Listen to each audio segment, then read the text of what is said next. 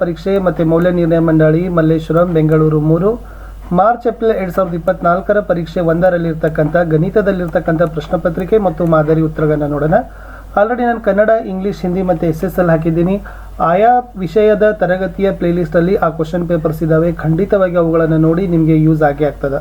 So ಎಲ್ಲರೂ ಕೂಡ ವಿಡಿಯೋನ ಲೈಕ್, ಶೇರ್ ಹಾಗೂ ಸಬ್ಸ್ಕ್ರೈಬ್ ಮಾಡೋದನ್ನು ಮಾತ್ರ ಮರೆಯದಿರಿ ಅಂತ ಹೇಳ್ತಾ, ಸೊ ನೋಡೋಣ. ಮುಖ್ಯ ಪ್ರಶ್ನೆ 1ರಲ್ಲಿ ಬಹು ಆಯ್ಕೆ ಪ್ರಶ್ನೆಗಳು ಇರ್ತವೆ. ಒಟ್ಟು 8 ಪ್ರಶ್ನೆಗಳು, ತಲಾ ಒಂದಕ್ಕೆ 1 ಅಂಕ, ಒಟ್ಟು 8 ಅಂಕ. ಪ್ರಶ್ನೆ 1, 15 ಮತ್ತು 20 ಈ ಸಂಖ್ಯೆಗಳ ಮಸಾಅ ಮತ್ತು ಲಸಾಅಗಳ ಗುಣಲಬ್ಧ ಕೇಳಿದರೆ ಆಯ್ಕೆ ಸಿ 300 ಅಂತಕ್ಕಂಥದ್ದು ಸರಿಯಾದ ಉತ್ತರ. ಪ್ರಶ್ನೆ 2, ವರ್ಗ ಬಹುಪದೋಕ್ತಿ p of x = ax² + bx + c ನ ಶೂನ್ಯತೆಗಳು ಎ ಮತ್ತು ಬೀಟಾ ಆಗಿದ್ದಾಗ ಅಲ್ಫಾ ಬೀಟಾ ಏನಾಗಿರ್ತದೆ ಅಂತ ಕೇಳಿದರೆ ಆಪ್ಷನ್ ಡಿ c/a ಅನ್ನೋದು ಸರಿ ಇದೆ. ಪ್ರಶ್ನೆ 3ರಲ್ಲಿ ಎಸ್ ಬೆಲೆ ಕೇಳಿದರೆ ಸರಿಯಾದ ಉತ್ತರ ಆಯ್ಕೆ ಬಿ 4/5 ಅಂತಕ್ಕಂಥದ್ದು ಸರಿಯಾದ ಉತ್ತರ. 4ರಲ್ಲಿ ಒಂದು ಖಚಿತ ಘಟನೆಯ ಸಂಭವನೀಯತೆ ಎಷ್ಟಾಗಿರ್ತದೆ ಅಂತ ಕೇಳಿದರೆ ಆಯ್ಕೆ ಎ 1 ಅಂತಕ್ಕಂಥದ್ದು ಸರಿಯಾದ ಉತ್ತರ. ಪ್ರಶ್ನೆ 5, ಚಿತ್ರದಲ್ಲಿ ವೃತ್ತದ ಛೇದಕ ಯಾವುದು ಅಂತ ಕೇಳಿದರೆ ಸೊ ವೃತ್ತದ ಛೇದಕ ನಾವೇನಂತೀವಿ mn ಅಂತಕ್ಕಂಥದ್ದು ಛೇದಕ ಅಂತ ಕರಿತೀವಿ.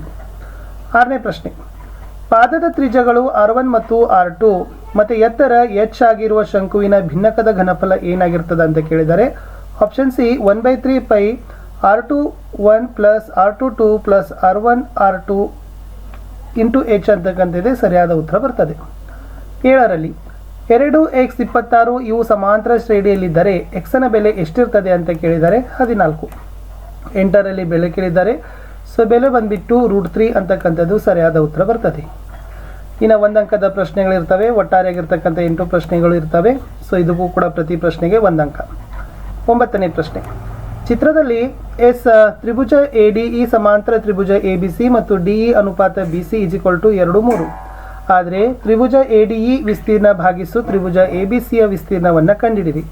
ವೆರಿ ಸಿಂಪಲ್ ಆಗಿ ನಾವು ಬರಿಬಹುದೇನಪ್ಪ ಅಂತಂದರೆ ತ್ರಿಭುಜ ADE / ತ್ರಿಭುಜ ABC = 2² + 3². ಸೊ ತ್ರಿಭುಜ ADE / ತ್ರಿಭುಜ ABC = 4/9. ನೆಕ್ಸ್ಟ್ ಪ್ರಶ್ನೆ 10, ಪಾದದ ತ್ರಿಜ್ಯ ಹಾಗೂ ಎತ್ತರಗಳು ಸಮವಾಗಿರುವ ಸಿಲಿಂಡರಿನ ಮತ್ತು ಶಂಕುಗಳಲ್ಲಿ ಸಿಲಿಂಡರಿನ ಘನಫಲ 27 ಘನಮಾನ ಆದರೆ ಆ ಶಂಕುವಿನ ಘನಫಲವನ್ನು ಕಂಡುಹಿಡಿಯಿರಿ. ಸೊ ಶಂಕುವಿನ ಘನಫಲದ ಸೂತ್ರ 1/3 ಇಂಟು ಸಿಲಿಂಡರಿನ ಘನಫಲ. ಸೊ 1/3 ಇಂಟು 27 ಅಂತಂದರೆ 3 1 3 9 ಅಂತಕ್ಕಂಥದ್ದು. ಸೊ 9 ಘನಮಾನಗಳು ಅಂತಕ್ಕಂಥದ್ದನ್ನು ಬರಿಬೇಕಿತ್ತು.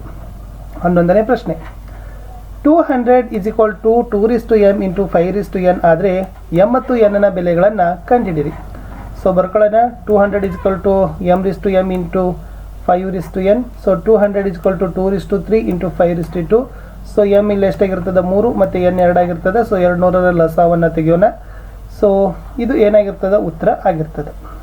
ನೆಕ್ಸ್ಟ್ 12ನೇ ಪ್ರಶ್ನೆ, 2x - 3y + 4 = 0 ಮತ್ತು 2x + 5y + 8 = 0 ಈ ರೇಖಾತ್ಮಕ ಸಮೀಕರಣಗಳು ಹೊಂದಿರುವ ಪರಿಹಾರ ಸಂಖ್ಯೆಗಳನ್ನು ಕಂಡುಹಿಡಿಯಿರಿ ಅಂತ ಕೇಳಿದ್ದಾರೆ. ಇಲ್ಲಿ ನೋಡಿ ಅನನ್ಯ ಪರಿಹಾರಗಳು ಅಂತ ನೀವೇನು ಮಾಡಬಹುದಾಗಿತ್ತಪ್ಪ ಅಂತಂದರೆ ಬರಿಬೇಕಾಗಿತ್ತು. ಸೊ ಯಾವ ಥರನಾಗಿರ್ತಕ್ಕದನ್ನು ಕೊಟ್ಟಿದ್ದಾರೆ ಅದನ್ನು ಕೂಡ ತಾವು ನೋಡ್ಕೋಬಹುದು. ಎಸ್ 13ನೇ ಪ್ರಶ್ನೆ, ಒಂದು ಸಮಾಂತರ ಶ್ರೇಣಿಯ ಮೊದಲ 6 ಪದಗಳ ಮೊತ್ತ ಮತ್ತು ಮೊದಲ 5 ಪದಗಳ ಮೊತ್ತ ಕ್ರಮವಾಗಿ 78 ಮತ್ತು 55 ಇದೆ. ಹಾಗಾದರೆ ಆ ಶ್ರೇಣಿಯ 6ನೇ ಪದವನ್ನು ಕಂಡುಹಿಡಿಯಿರಿ. ಅಂದರೆ S6 78, S5 55 ಆದರೆ an ಅನ್ನು ಕಂಡುಹಿಡಿಬೇಕು. So an = Sn - Sn - 1. So a6 = S6 - S5. So therefore 78 - 55. So a6 ಎಷ್ಟಾಗಿರ್ತದೆ 23 ಬರ್ತದೆ. 14ನೇ ಪ್ರಶ್ನೆ, p of x = x² + 3 + 5x² + 7 ಈ ಬಹುಪದೋಕ್ತಿಯ ಮಹತ್ತಮ ಡಿಗ್ರಿಯನ್ನು ಬರೀರಿ ಅಂತ ಕೇಳಿದ್ದಾರೆ. ಸೊ ಇದರಲ್ಲಿ ಎಲ್ಲಕ್ಕಿಂತ ಹೆಚ್ಚಾಗಿರ್ತಕ್ಕಂಥ ಡಿಗ್ರಿಯನ್ನು ಕೇಳಿದ್ದಾರೆ. ಸೊ ಫಸ್ಟಿಗೆ ಬರ್ಕೊಳ್ಳೋಣ. ಏನಪ್ಪ ಅಂದರೆ p of x = x, x2 + 3 + 5x² + 7.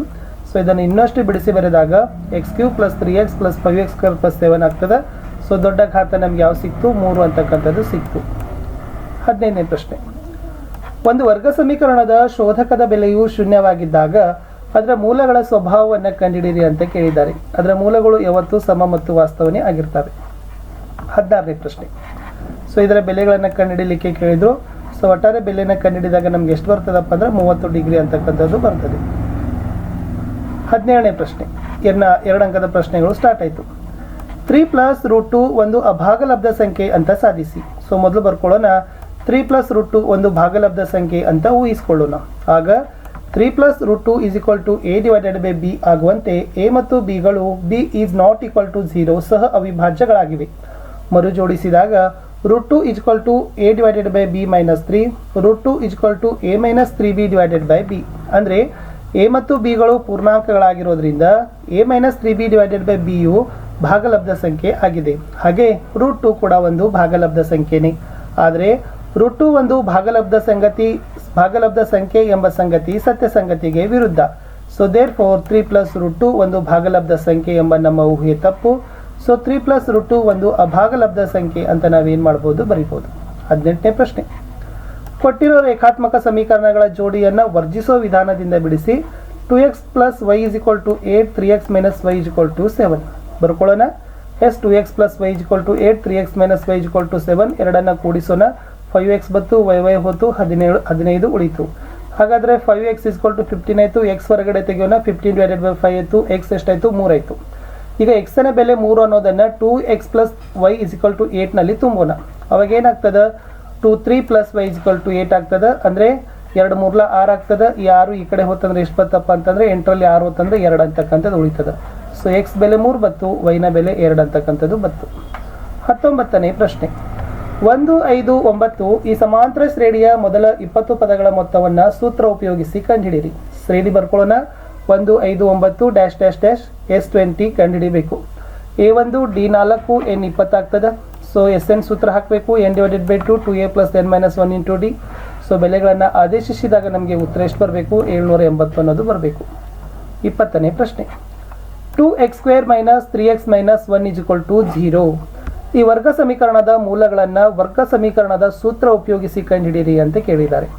ಬರ್ಕೊಳ್ಳೋಣ. 2x² minus 3x minus 1 is equal to 0. ಇದರಲ್ಲಿ a 2 ಆಗ್ತದೆ, b ಮೈನಸ್ 3 ಆಗ್ತದೆ, c ಮೈನಸ್ 1 ಆಗ್ತದೆ. ಸೂತ್ರ x is equal to minus b plus or minus root b² minus 4ac divided by 2a.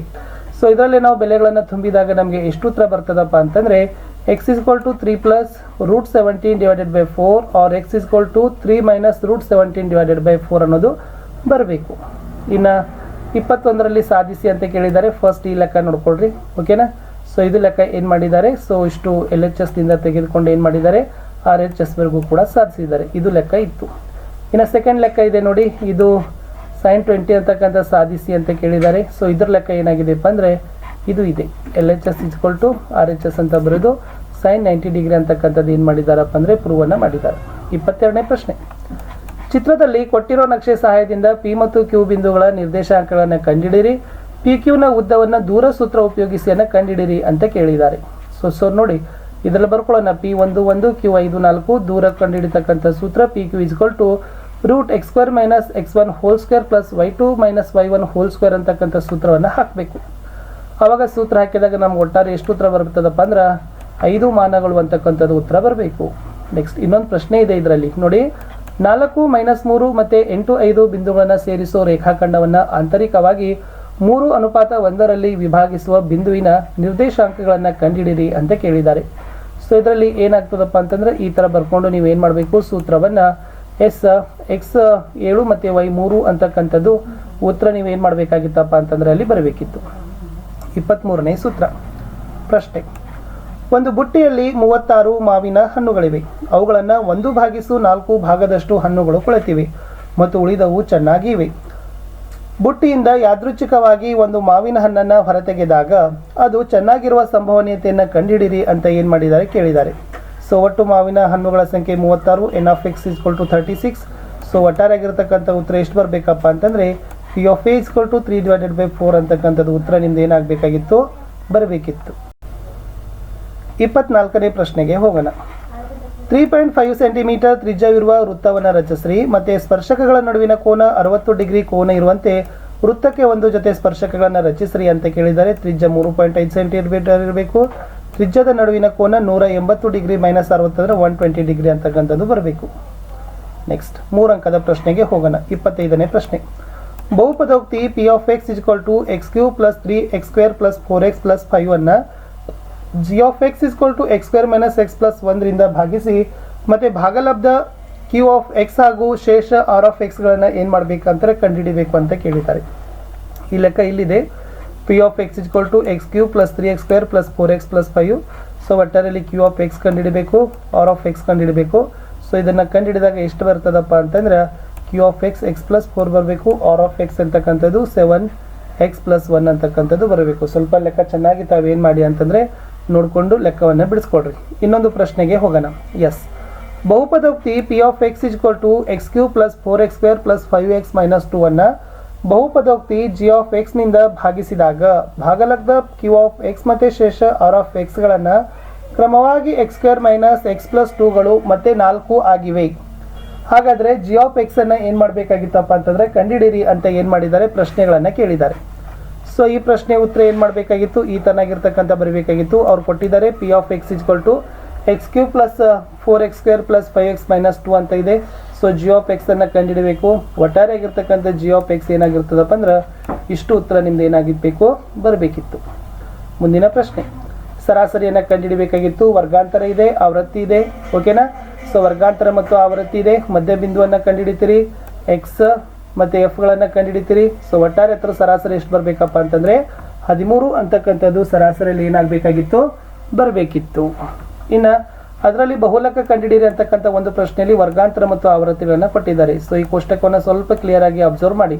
So ಅದರದ್ದು ಏನಾಗಬೇಕಾಗಿತ್ತಪ್ಪ ಅಂದ್ರೆ ಬಹುಲಕವನ್ನು ಕಂಡುಹಿಡಬೇಕಾದ್ರೆ so ಅದರಲ್ಲಿ ಎಲ್ಲವುಗಳನ್ನು ನೋಡ್ಕೊಳ್ತೀರಿ. So ನೋಡಿದ ಕೂಡಲೇ ಬಹುಲಕದ ಸೂತ್ರ ಹಾಕ್ತೀರಿ. ಸೊ ಬಹುಲಕದ ಸೂತ್ರ ಎಷ್ಟು ಬರಬೇಕಪ್ಪ ಅಂದರೆ ಉತ್ತರ ಹಾಕಿದಾಗ ಒಟ್ಟಾರೆ 16 ಅಂತಕ್ಕಂಥದ್ದು ಬರಬೇಕು.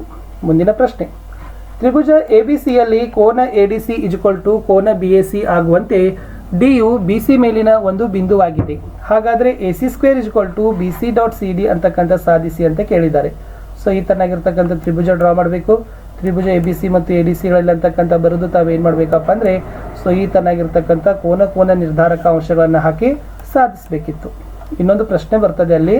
ಎಸ್, ಚಿತ್ರದಲ್ಲಿ ತ್ರಿಭುಜ ಎ ಬಿ ಸಿ ಮತ್ತು ತ್ರಿಭುಜ ಎ ಎಂ ಪಿಗಳು ಕ್ರಮವಾಗಿ ಬಿ ಮತ್ತು ಎಂ ಬಿಂದುಗಳಲ್ಲಿ ಲಂಬಕೋನಗಳನ್ನು ಹೊಂದಿರುವ ಲಂಬಕೋನ ತ್ರಿಭುಜಗಳಾಗಿವೆ. ಹಾಗಾದರೆ C A divided by P A ಮತ್ತು is equal to B C divided by M P ಅಂತ ಸಾಧಿಸಿ ಅಂತ ಕೊಟ್ಟಿದ್ದಾರೆ. ಸೊ ಇದನ್ನು ನೀವು ವೆರಿ ಸಿಂಪಲ್ ಆಗಿ ನೀವು ಏನು ಮಾಡಬೇಕಾಗಿತ್ತು, ಕೋಕೋ ನಿರ್ಧಾರಕ ಗುಣವನ್ನು ಹಾಕಿ ಸೊ ಬರೆದ್ರೆ ಭಾಳ ಈಸಿಯಾಗಿ ನೀವು 3 ಮಾರ್ಕ್ಸನ್ನು ಇದರಲ್ಲಿ ಪಡಿಬಹುದಿತ್ತು. 28ನೇ ಪ್ರಶ್ನೆ, ಬಾಹ್ಯಬಿಂದುವಿನಿಂದ ವೃತ್ತಕ್ಕೆಳೆದ ಸ್ಪರ್ಶಕಗಳ ಉದ್ದವು ಸಮವಾಗಿರುತ್ತದೆ ಅಂತ ಸಾಧಿಸಿ ಅಂತದ್ದು ವೃತ್ತದ ಮೇಲಿನ ಪ್ರಮೇಯ ಇದೆ. ಸೊ ನೀವೆಲ್ಲರೂ ಕೂಡ ಇದನ್ನು ಕಲ್ತಿದ್ದೀರಿ. ಸೊ ಚೆನ್ನಾಗಿ ತಾವೇನು ಮಾಡಬೇಕಪ್ಪ ಅಂತಂದರೆ ಬಿಡಿಸಲೇಬೇಕು. ನೆಕ್ಸ್ಟ್ 29, ಚಿತ್ರದಲ್ಲಿ ಆರ್ ತ್ರಿಜ್ಯವಿರುವ ತ್ರಿಜ್ಯಾಂತರ ಖಂಡ ಎ ಒ ಬಿ ಪಿ ಎಯ ವಿಸ್ತೀರ್ಣ 231 centimetre square. A P B ಕಂಸದ ಉದ್ದ 22 ಸೆಂಟಿಮೀಟರ್. ತ್ರಿಜ್ಯಾಂತರ ಖಂಡದ ತ್ರಿಜ್ಯ ಮತ್ತು ಕೋನಗಳ ಬೆಲೆಗಳನ್ನು ನಿಮಗೆ ಏನು ಮಾಡಿದ್ದಾರೆ, ಕಂಡುಹಿಡಲಿಕ್ಕೆ ಕೇಳಿದ್ದಾರೆ. ಸೊ ಇದನ್ನು ಚಿತ್ರಗಳನ್ನು ಅವಲೋಕಿಸ್ರಿ. ಸೊ ಅವಲೋಕಿಸಿದಾಗ ನೀವು ಏನು ಮಾಡಬೇಕಾಗಿತ್ತು, ಈ ತನಾಗಿರ್ತಕ್ಕಂಥ ಸೂತ್ರಗಳನ್ನು ಹಾಕಿ ಬೆಲೆಗಳನ್ನು ಕಂಡುಹಿಡಿದು ಸೊ ಇದ್ರದ್ದು 60 ಡಿಗ್ರಿ ಅಂತಕ್ಕಂಥದ್ದು ನೀವು ಏನು ಮಾಡಬೇಕಾಗಿತ್ತಪ್ಪ ಅಂದ್ರೆ ಪ್ರೂವ್ ಮಾಡಬೇಕು. ಆರ್ 21 ಸೆಂಟಿಮೀಟರ್ ಬರಬೇಕು, ಆಮೇಲೆ ಕೋನ 60 ಡಿಗ್ರಿ ಬರಬೇಕು. ಇದನ್ನೇ ಇನ್ನೊಂದು ವಿಧಾನದಲ್ಲಿನೂ ಕೂಡ ನೀವು ಏನು ಮಾಡ್ಬೋದು, ಸೊ ಬೇರೆ ಮೆಥಡಲ್ಲಿನೂ ಕೂಡ ನಿಮಗೆ ಬರೆದ್ರೆ ಏನು ಮಾಡ್ತಾರೆ, ಮಾರ್ಕ್ಸ್ಗಳನ್ನು ಕೊಡ್ತಾರೆ. ಇದರಲ್ಲಿ ಇನ್ನೊಂದು ಲೆಕ್ಕ ಇದೆ. ಸೊ ಕೆಳಗಡೆ ಲೆಕ್ಕವನ್ನು ನೋಡಿದ್ರಿ. ಚಿತ್ರದಲ್ಲಿ ಆರ್ ಒ ಕ್ಯೂ ಪಿ ಆಯತ ವೃತ್ತ ಚತುರ್ಥಕದಲ್ಲಿ ಅಂತಸ್ಥವಾಗಿದೆ. ಆಯತದ ಉದ್ದ ಮತ್ತು ಅಗಲಗಳು ಕ್ರಮವಾಗಿ 13 ಸೆಂಟಿಮೀಟರ್ 12 ಸೆಂಟಿಮೀಟರ್ ಆದರೆ ಛಾಯೀಕೃತ ಭಾಗದ ವಿಸ್ತೀರ್ಣ ಕಂಡುಹಿಡಿಯಿರಿ ಅಂತ ನಿಮಗೆ ಏನು ಮಾಡಿದ್ದಾರೆ, ಕೊಟ್ಟಿದ್ದಾರೆ. ಸೊ ಇದನ್ನು ವೆರಿ ಈಸಿಯಾಗಿ ನೀವು ಏನು ಮಾಡ್ಬೋದು, ಬರಿಬೋದು. ಆರ್ ಒ ಕ್ಯೂ ಪಿ ಅಂತಕ್ಕಂಥದ್ದು ಒಂದು ಆಯತ. ಸೊ ಇದನ್ನೆಲ್ಲ ಹಾಕಿದಾಗ ನೀವು ಏನು ಮಾಡ್ಬೋದಪ್ಪ ಅಂದರೆ ಸೊ ಎಷ್ಟು, ಫಸ್ಟ್ ಆರ್ ಕಂಡುಹಿಡಿಯಿರಿ, 20 ಸೆಂಟಿಮೀಟರ್ ಬರಬೇಕು. ಛಾಯೆಗೊಳಿಸಿದ ಭಾಗದ ವಿಸ್ತೀರ್ಣದ ಸೂತ್ರ ಹಾಕ್ಕೊಡ್ರಿ. ಓಕೆ, ಅವಾಗ ಲಾಸ್ಟ್ ನಿಮಗೆ ಉತ್ತರ 122.28 ಚದರ್ ಮೀಟರ್ ಅಂತಕ್ಕಂಥದ್ದು ಚದರ್ ಸೆಂಟಿಮೀಟರ್ ಉತ್ತರ ಬರಬೇಕು. 30ನೇ ಪ್ರಶ್ನೆ, ತಾಯಿಯ ವಯಸ್ಸು ಮಗನ ವಯಸ್ಸಿನ ವರ್ಗದ 2ರಷ್ಟಿದೆ. 8 ವರ್ಷಗಳ ನಂತರ ತಾಯಿಯ ವಯಸ್ಸು ಮಗನ ವಯಸ್ಸಿನ 3ರಷ್ಟಕ್ಕಿಂತ 4 ವರ್ಷಗಳು ಹೆಚ್ಚಾಗ್ತವೆ. ಅವರ ಈಗಿನ ವಯಸ್ಸನ್ನು ಕಂಡುಹಿಡಿಯಿರಿ ಅಂತ ಕೇಳಿದ್ದಾರೆ. So first X equal to 2y² ಒಂದನೇದಾಗಿರಲಿ. ಸೊ ದತ್ತ ಸಮಸ್ಯೆ ಪ್ರಕಾರ ಅದನ್ನು ಹಾಕ್ಕೊಡ್ರಿ. ಸೊ ಹಾಕಿದಾಗ ಸೊ ಒಟ್ಟಾರೆಯಾಗಿರ್ತಕ್ಕಂಥ ಉತ್ತರ ಏನು ಬರಬೇಕಪ್ಪ ಅಂತಂದರೆ ಮಗನ ಈಗಿನ ವಯಸ್ಸು 4 ವರ್ಷಗಳು, ತಾಯಿನ ವರ್ಷಗಳು 32 ವರ್ಷ, ತಾಯಿಯ ಈಗಿನ ವಯಸ್ಸು ಅನ್ನೋದು ನೀವು ಬರಿಬೇಕಾಗಿತ್ತು, ಪ್ರೂವ್ ಮಾಡಬೇಕಿತ್ತು. ನೆಕ್ಸ್ಟ್ 31, ಚಿತ್ರದಲ್ಲಿ ತ್ರಿಭುಜ ಎ ಬಿ ಸಿಯ ಶೃಂಗಬಿಂದುಗಳು ಎ x10 b22 ಮತ್ತು ಸಿ 12 2 ಆಗಿದೆ. ಎ ಸಿಯ ಮಧ್ಯಬಿಂದು ಕ್ಯೂ 9 6 ಆಗಿದ್ದು ತ್ರಿಭುಜ ಎ ಪಿ ಕ್ಯೂನ ವಿಸ್ತೀರ್ಣ 12 ಸೆಂಟಿಮೀಟರ್ ಸ್ಕ್ವೇರ್. ಹಾಗಾದರೆ ಚತುರ್ಭುಜ PBCQನ ವಿಸ್ತೀರ್ಣವನ್ನು ಕಂಡುಹಿಡಿಯಿರಿ. ಸೊ ಎಲ್ಲ ಬರ್ಕೊಳ್ಳೋಣ, ಕೊಟ್ಟಿರ್ತಕ್ಕಂಥ ಡಾಟಾ ಹಾಕಿ ಕಂಡುಹಿಡಿದಾಗ ಸೊ ಫಸ್ಟ್ ಸ್ಟೆಪ್ ಅಲ್ಲ, ಮಧ್ಯಬಿಂದು ಇದೆ, XR ಬರ್ತದೆ. ABCಯ ವಿಸ್ತೀರ್ಣವನ್ನು ನೋಡಿದಾಗ 40 ಚದರ ಸೆಂಟಿಮೀಟರ್ ಅಂತಕ್ಕಂಥದ್ದು ಬರ್ತದೆ. ಲಾಸ್ಟಿಗೆ ನೀವು ಏನು ಮಾಡಬೇಕಪ್ಪ ಅಂದರೆ 28 ಚದರ ಸೆಂಟಿಮೀಟರ್ ಅಂತಕ್ಕಂಥದ್ದು PBCQನ ವಿಸ್ತೀರ್ಣ ಅನ್ನೋದು ಪ್ರೂವ್ ಮಾಡಬೇಕು. 32 ಕ್ವಶನ್ಸ್. ಕಡಿಮೆ OGವನ್ನು ರಚನೆ ಮಾಡಬೇಕಾಗಿತ್ತು. ನೋಡ್ಕೊಡ್ರಿ, ವಯಸ್ಸು ಮತ್ತು ರೋಗಿಗಳ ಸಂಖ್ಯೆ ಇದೆ. ಸೊ ಇವುಗಳಿಗೆ ಏನಾಗ್ತದಪ್ಪ ಅಂದರೆ ನಿಮ್ಮ ಗ್ರಾಫ್ ಈ ಥರನಾಗಿರ್ತಕ್ಕಂಥದ್ದು ಬರಬೇಕು. ಇಲ್ಲಿ ವಯಸ್ಸು ಬರಬೇಕು, ಈ ಕಡೆ ರೋಗಿಗಳ ಸಂಖ್ಯೆ ಅಂತಕ್ಕಂಥದ್ದು ಬರಬೇಕು. ಸೊ ಇಷ್ಟು ನೀವೇನು ಮಾಡಬೇಕು, ಬರೀಬೇಕಿತ್ತು. ನೆಕ್ಸ್ಟ್ 33. 6 ಸೆಂಟಿಮೀಟರ್, 8 ಸೆಂಟಿಮೀಟರ್, 9 ಸೆಂಟಿಮೀಟರ್ ಬಾಹುಗಳಿರುವ ಒಂದು ತ್ರಿಭುಜವನ್ನು ರಚಿಸ್ರಿ. ನಂತರ ಮತ್ತೊಂದು ತ್ರಿಭುಜವನ್ನು ಅದರ ಪ್ರತಿಯೊಂದು ಬಾಹುಗಳು ಮೊದಲು ರಚಿಸಿದ ತ್ರಿಭುಜದ ಅನುರೂಪ ಬಾಹುಗಳ 2/3 ರಚಿಸಿ. ಸೊ ವೆರಿ ಸಿಂಪಲ್ ಆಗಿರ್ತಕ್ಕಂಥ ಡಯಾಗ್ರಾಮ್ ಬರ್ತದೆ. ಈ ಥರನಾಗಿರ್ತಕ್ಕಂಥ ತ್ರಿಭುಜದ ರಚನೆಗಳ ಮೇಲೆ ಒಂದು 3 ಅಂಕದ ಪ್ರಶ್ನೆ ಇದು ಇರ್ತದೆ. 4 ಅಂಕದ್ದು. ಸೊ ಗ್ರಾಫ್ ಇದೆ, 2x + y = 8, x + y = 5 ಇದೆ. ಸೊ ಇದನ್ನು ಲೆಕ್ಕವನ್ನು ಈ ಥರನಾಗಿರ್ತಕ್ಕಂಥ ಕೋಷ್ಟಕದಲ್ಲಿ ನೀವು ಮಾಡಬೇಕಾಗಿತ್ತು. ಓಕೆನಾ? ದೆನ್ ನಿಮ್ಮ ಗ್ರಾಫ್ ಏನಾಗಿರಬೇಕಾಗಿತ್ತಪ್ಪ ಅಂದರೆ ಈ ಥರನಾಗಿರ್ತಕ್ಕಂಥದ್ದು ಬರಬೇಕು. ಎಸ್. ಸೊ ಇಷ್ಟು 4 ಅಂಕ ನಿಮಗೆ ಕೊಡ್ತಾರೆ. ನೆಕ್ಸ್ಟ್ 35ರಲ್ಲಿ ಸೊ ಫಸ್ಟು ಒಂದು ಸಮಾಂತರ ಶ್ರೇಣಿಯ ಮೊದಲ n ಪದಗಳಿಗಿರುವ ಮೊತ್ತ 210, ಮೊದಲ n-1 ಪದಗಳವರೆಗಿನ ಮೊತ್ತ 171, ಆ ಸಮಾಂತರ ಶ್ರೇಣಿಯ ಮೊದಲ ಪದ 3, ಆ ಸಮಾಂತರ ಶ್ರೇಣಿಯನ್ನು ಕಂಡುಹಿಡಿಯಿರಿ, ಶ್ರೇಣಿಯ 20ನೇ ಪದವನ್ನು ಕಂಡುಹಿಡಿಯಿರಿ. ಸೊ ಈ ಥರನಾಗಿರ್ತಕ್ಕಂಥ ಲೆಕ್ಕಿದೆ. an = 39 ಬರಬೇಕು, n 10 ಬರಬೇಕು. ಸೊ ಲಾಸ್ಟ್ d = 4 ಕಂಡುಹಿಡಿದಾಗ ಒಂದು ಶ್ರೇಣಿ ಬರ್ತದೆ. ಆವಾಗ A20 = 79 ಅಂತಕ್ಕಂಥದ್ದು ಬರೆದ್ರೆ 4 ಅಂಕ ಕೊಡ್ತಾರೆ. ಇನ್ನೊಂದು ಲೆಕ್ಕ ಇದೆ ನೋಡಿ, ಏನಿದೆ, n ಭುಜಗಳನ್ನು ಹೊಂದಿರುವ ಒಂದು ಬಹುಭುಜಾಕೃತಿಯ ಎಲ್ಲ ಒಳಕೋನಗಳ ಮೊತ್ತ n-2 180 ಡಿಗ್ರಿ. ಒಂದು ಪಂಚಭುಜಾಕೃತಿಯ ಒಳಕೋನಗಳು ಸಮಾಂತರ ಶ್ರೇಣಿಯಲ್ಲಿದ್ದು ಅದರ ಅತ್ಯಂತ ಚಿಕ್ಕ ಕೋನ 72 ಡಿಗ್ರಿ ಆದರೆ ಆ ಪಂಚಭುಜಾಕೃತಿಯ ಎಲ್ಲ ಕೋನಗಳನ್ನು ಕಂಡುಹಿಡಿಯಿರಿ ಅಂತ ಕೇಳಿದ್ದಾರೆ. ಸೊ ಅದನ್ನ ಲೆಕ್ಕ ನೀವೇನು ಮಾಡಬೇಕಾಗಿತ್ತು, ಈ ಥರನಾಗಿರ್ತಕ್ಕಂಥ ಬರಬೇಕು. ಸೊ ಡಾಟಾಗಳನ್ನೆಲ್ಲ ಬರ್ಕೊಂಡು ಸೂತ್ರಗಳನ್ನು ಹಾಕಿದಾಗ ನೀವೇನು ಮಾಡಬೇಕು, SN ಸೂತ್ರ ಬರ್ತದೆ. ಸೊ D18 ಅಂತಕ್ಕಂಥದ್ದು ಬರಬೇಕು ಫಸ್ಟು. ಆಮೇಲೆ ಬಹುಭುಜಾಕೃತಿಯ ಒಳಕೋನಗಳನ್ನು ಈ ಥರ ನೀವೇನು ಮಾಡಬೇಕಿತ್ತು, ಬರಿಬೇಕಿತ್ತು. 36ನೇ ಪ್ರಶ್ನೆಯನ್ನು ಉತ್ತರಗಳನ್ನು ನೋಡ್ಕೊಳ್ರಿ. ಇದು ಕ್ವಶನ್ ಇದೆ 36ಅಲ್ಲಿ. ಸೊ ಇದು ನಿಮ್ಮ ಉತ್ತರ ಏನಾಗಬೇಕಾಗಿತ್ತು, ಇಷ್ಟು ಬರಬೇಕಾಗಿತ್ತು ಉತ್ತರ. ಎಸ್, ಇಷ್ಟು ಉತ್ತರ ಇರ್ತಿತ್ತು. 37ರಲ್ಲಿ ಮೂಲ ಸಮಾನುಪಾತತೆಯ ಪ್ರಮೇಯ, ಥೇಲ್ಸನ ಪ್ರಮೇಯ ಸಾಧಿಸಬೇಕಿತ್ತು. ವೆರಿ ಈಸಿಯಾಗಿರ್ತಕ್ಕಂಥದ್ದು. ದತ್ತ ಸಾಧನೆಯ ರಚನೆ ಇದೆ. ಸಾಧನೆಗಳನ್ನು ನೀವು ಕ್ರಮವಾಗಿ ಬರೆದ್ರೆ ಖಂಡಿತವಾಗಿ ನಿಮ್ಗೆ ಏನು ಮಾಡ್ತಾರಪ್ಪ ಅಂದರೆ ಮಾರ್ಕ್ಸ್ಗಳನ್ನು ಕೊಡ್ತಾರೆ. ಲಾಸ್ಟ್ ಕ್ವಶನ್ 38ಅಲ್ಲಿ ಇರ್ತಕ್ಕಂಥದ್ದು ನೋಡಿ, ಒಂದು ಅಪ್ಲೈಡ್ ಕ್ವಶನ್ಸ್ ಇದೆ ಒಂದು ಸಿಲಿಂಡರಿನ ಬಗ್ಗೆ. ಸೊ ಅಂಟು ದ್ರವದ ಪ್ರಮಾಣವನ್ನು ಕಂಡುಹಿಡಿಯಿರಿ ಅಂತ ಕೇಳಿದರು. So very simple. So first ನೀವು ಏನು ಮಾಡಬೇಕು, ಸಿಲಿಂಡರಿನ ಪಾದದ ಮೇಲಿನ ವಿಸ್ತೀರ್ಣ ಕಂಡುಹಿಡ್ಕೋಬೇಕು. ಶಂಕುವಿನ ಭಿನ್ನಕದ ಲಂಬದ ಎತ್ತರ ಕಂಡುಹಿಡಿಬೇಕು. ಆಮೇಲೆ ಶಂಕುವಿನ ಭಿನ್ನಕದ ಪಾದದ ಮೇಲಿನ ವಿಸ್ತೀರ್ಣವನ್ನು ನೀವೇನು ಮಾಡಬೇಕಾಗ್ತದಪ್ಪ ಅಂದರೆ ಕಂಡುಹಿಡಿದ್ರೆ ಸೊ ನಿಮ್ಮ ಉತ್ತರ ಏನಾಗ್ತದೆ, ಕಂಪ್ಲೀಟಾಗಿ ಆಗೋದಿಲ್ಲ. ಮುಂದೆ ಸಾಧನದ ಪೂರ್ಣ ಹೊರ ಮೇಲ್ಮೈ ವಿಸ್ತೀರ್ಣ, ಅರ್ಧಗೋಳದಲ್ಲಿನ ದ್ರವದ ಪ್ರಮುಖವಾಗಿರ್ತಕ್ಕಂಥ ಕಂಡು ಹಿಡಿದ್ರೆ ಸೊ ಉತ್ತರ ಕಂಪ್ಲೀಟ್ ಆಗ್ತದೆ.